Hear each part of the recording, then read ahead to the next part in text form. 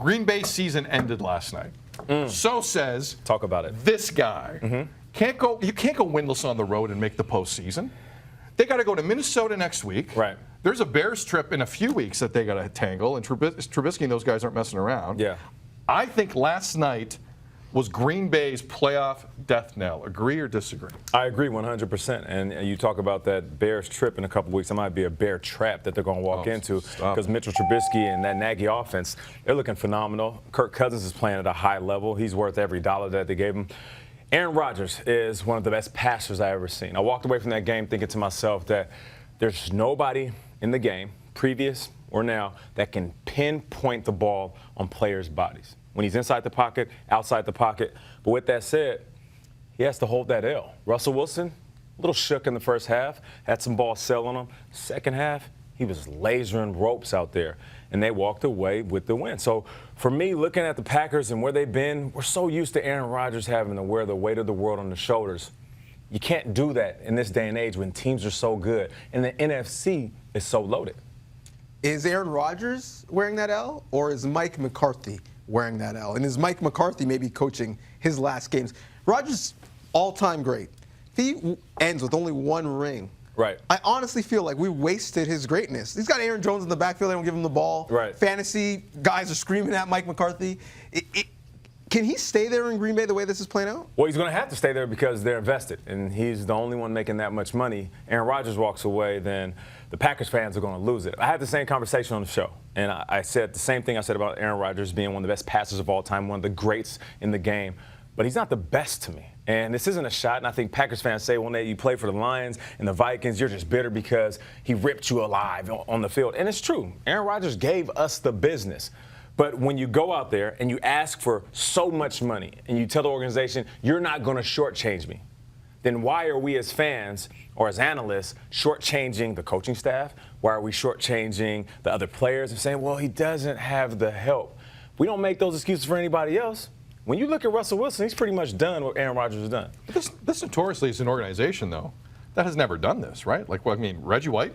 Right. Like, what are the big moves financially in the history of the Packers? There aren't many on that level that are game-changing. Woodson would be the one. I mean, but right. but this is not an organization that normally does it. If Aaron Rodgers wasn't getting that kind of money, well, would they be spreading out the wealth among other positions? That's not how they. That's not how they do. That's business. not how they roll. That's not how the Patriots roll. But and here's the thing: you can't complain about being in prison from a roster standpoint when you handcuff yourself when you pay a guy that much money.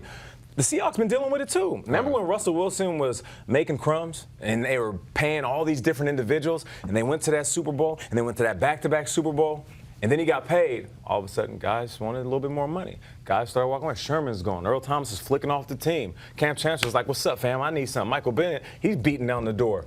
And things start to fall apart from there. I'm not saying things are falling apart. I'm just saying don't complain that Aaron Rodgers doesn't have a ton of help when you're paying him a ton of money. You talk about complaining, talk about money. Right. Le'Veon Bell. Let's look back at that now. You obviously want to secure the bag. Yep. He was offered $14.5 million for 1 year. Right. He made that in the last 5 combined. Right. But at the same time, you want to make a business decision. Right. Did he play this right by not playing? I think the future will tell us if he played it right. This could be the biggest bet on yourself move in sports history. If Le'Veon Bell signs somewhere and they have a great offensive line and a great quarterback and he can do what he's been doing in a Steelers uniform, then of course he won. But of course he's going to have to get $60, $70 million, $40 million up front, average around 15, 16, 17 million, right around Todd Gurley money. But if he doesn't, if he goes somewhere else, he gets banged up, which is inevitable. He goes to a team where they're basically like, Le'Veon, save us. We need you to touch the ball 35 times a game and score all of our points. Right. And he struggles. Then all of a sudden we're saying, Le'Veon, you had it so good and you blew it. I will say this, though, for everybody at home and even former players, because, I've went back and forth and waffled a little bit on this. There's times where I say, man, what are you doing, fam? $14 million? There's no way you can walk away from that. Just show up. Show up, show out, and you'll get paid. But then on the flip side, I'm saying, man, Le'Veon Bell touched the ball 400-something times. And the nearest guy to him was 100+ away. And the amount of balls that he touched and the impact he had on that offense was the reason why they were so successful. So if he doesn't stand for something, he's going to fall for anything. And more importantly, these running backs that are coming in, the Todd Gurleys, the Ezekiel Elliott's, the Kareem Hunts, the Alvin Kamara's, these guys are a direct reflection of the position and the money they're making. So they're sitting back saying, bravo, Le'Veon, bravo. Because not only am I the best running back on this team, but a majority of these guys are the number 2 and 3 wide receiver on their teams. Like the day and age of old school running backs, like all you're going to do is get it when I hand it off to you. That's over. Le'Veon's saying you can't play me no more. Pay me instead of play me. But if they're in a Super Bowl, he looks like the idiot. Does he though? Because he spent. Here's the thing. I was saying this on the show that there's a few things that motivate guys. It's the money, of course, right? Some guys are purely motivated by the joy of the sport and the logo on their helmet. Some guys are motivated by that ring. I have to remind people that go to college and leave college to go get a great job. That's what we all did as football players. We went to college and we left the game. We want to get the best job possible. Some guys don't care about that ring. Le'Veon's legacy might not be a Super Bowl championship caliber athlete. It might not even be a Hall of Fame caliber athlete. Le'Veon's legacy might be getting as much wealth, putting that in the bank, and setting up my generations to come. And I'm okay with that, and maybe Le'Veon is too. You can't take the Lombardi Trophy to the bank. Like, You can't. You can't feed your family with the ring. And if Le'Veon is sitting at home while the Steelers are in the Super Bowl and they win a championship, Le'Veon's completely healthy. He walks into next season the healthiest he's ever been in his career. And somebody, regardless of what people may think, oh, you know what? They're not going to pay Le'Veon that much. You crazy? You know how many top-tier running backs there are? Well, the Detroit Lions will do it tomorrow. There's not many. What about Andrew Luck with a guy like Le'Veon? Yeah, true. You know, like, so you got to think about certain situations in the league. I mean, nice spot for him there. So I feel like people are confused when it comes to top-tier running backs. There's not many. I just know there's a lot. Sorry, DJ. No. If you offer a lot of NFLers 14-5 and a real shot at a title, real shot, 95% of guys, or maybe a little higher, would jump at that. No question. And that's what position he was in. I was shocked. With all this said, I was shocked that he did it. I was like, man, is he really going to stick to it on this one? Wow. And then the deadline comes 4 p.m. this week, and he doesn't show up. So that's another $6 million, which basically stamps what he was standing for. And I'm like, yo, that's a bold move, the boldest move I've ever seen. Bold move made by the NFL this week to go from Mexico City. We saw the field. The pyro at a Shakira concert? Are you kidding me? It was like the opening of Raw. Pyro don't lie. Why didn't know?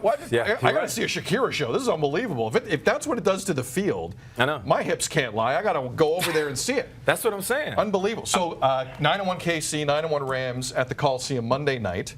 I need a pick on the game, and 2, Patrick Mahomes loves ketchup on his steak. Cut or uncut? Ketchup on your steak. All right. So, Cut means it's unacceptable. Uncut means you're fine with it. all right, so let's dive back into the game. It's unfortunate that the game isn't in Mexico City because I thought we could play it wherever, whenever.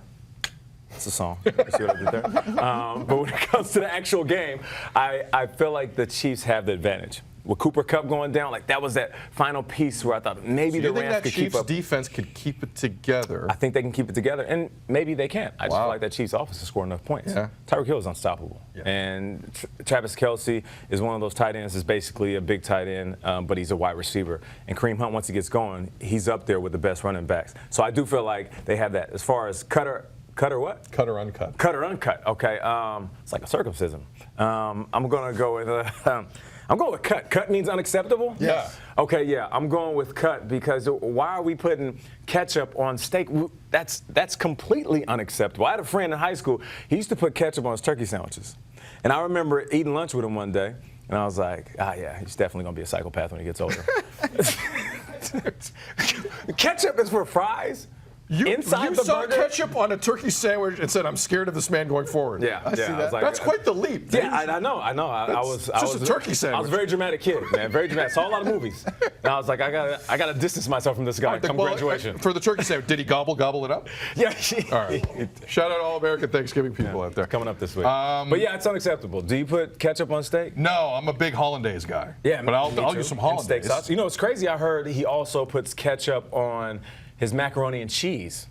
And we did a deeper dive on this on the show. Peter Schrager said that his mother came out after this news broke, and they were at a restaurant recently, sitting there with her son, Pat, and he's across the table with some steak. And she says, I know you want it. And he's like, nah. She's like, don't don't trip out. People are saying just take the ketchup. I'm like, did she hand it to him under the table? Like, was it a drug Well, it's deal? one of those little ones. You can do it quick, no problem. And then he took it and was kind of reluctantly putting it on the steak. I'm like, what is he like Tyrone Biggums? Where's the steak? He needed it. I need that steak. He needed it. If it needed ketchup, it clearly wasn't a good steak. Yeah, you're right. You're right.